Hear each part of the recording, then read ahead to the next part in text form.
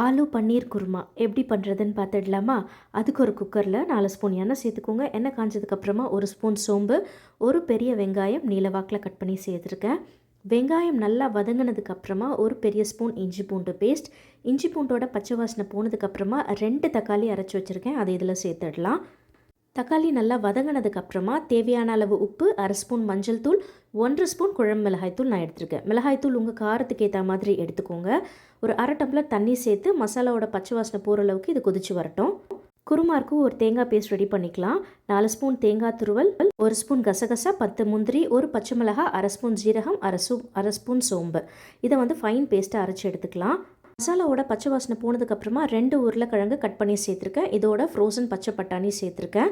இதோட நம்ம அரைச்சி வச்சுருக்கிற தேங்காய் பேஸ்ட்டையும் ஆட் பண்ணிக்கலாம். தேவையான அளவு தண்ணியும் சேர்த்துக்கோங்க உங்கள் கன்சிஸ்டன்சிக்கு ஏற்ற மாதிரி. இப்போ இதை மூடி வச்சு கரெக்டாக ஒரு 2 விசில் விட்டு எடுக்கலாம். 2 விசிலில் பாருங்கள் நல்லா குக் ஆகி வந்திருக்கு. இப்போ இன்னொன்று ஒரு பேனில் 1 கியூப் பட்டர் சேர்த்துட்டு கட் பண்ணி வச்சுருக்கிற பன்னீரை நல்லா ஃப்ரை பண்ணிவிட்டு குருமாவில் ஆட் பண்ணிக்கலாம். இதோட கொத்தமல்லி தூவி கரெக்டாக ஒரு 3 நிமிஷம் கொதிக்க விட்டு இறக்கணும். அப்படின்னா நம்மளுடைய ஆலு பன்னீர் குருமா சூப்பராக ரெடி ஆகிடுச்சு. கண்டிப்பாக ட்ரை பண்ணி பாருங்கள். சப்பாத்தி நான்க்கு பெஸ்ட் காம்பினேஷன்.